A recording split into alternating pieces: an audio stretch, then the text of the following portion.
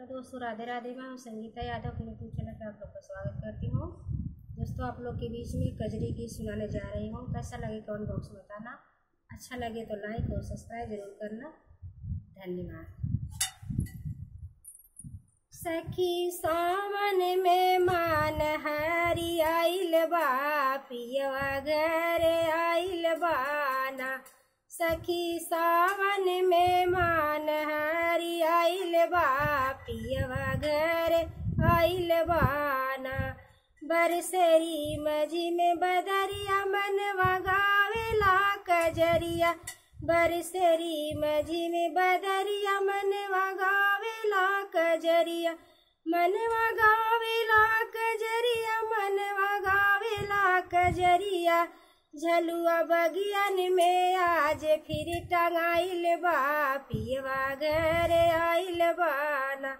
झलुआ बगियन में आज फिर टंगाइल बा, पियवा घर आइल बाना। सखी सावन में मान हरी आइल बा, पियवा घर आइल बाना। हरी चूड़िया लिया द सखी हमके पहिना द। हरी चूड़िया लिया द सखी हमके पहिरा द। सखी हमके पहिरा द, सखी हमके पहिरा द। हाथ मेहंदी में हमरो झुराइल बा, पियवा घर आइल बाना। हाथ मेहंदी में हमरो झुराइल बा, पियवा घर आइल बाना। सखी सावन में मान हरी आइल बा, पियवा घर आइल बाना। हरी साड़िया लिया द सखी हमके पहिरा द।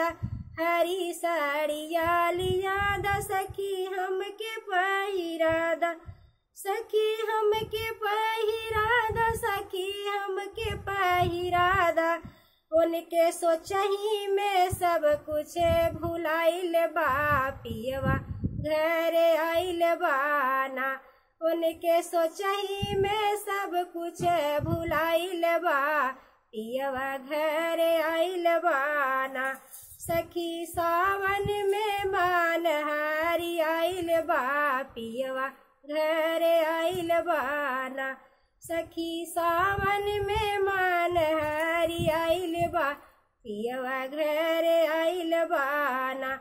बरसरी मझिम बदरिया मनवा गावेला कजरिया। बरसरी मझिम बदरिया मनवा गावेला कजरिया।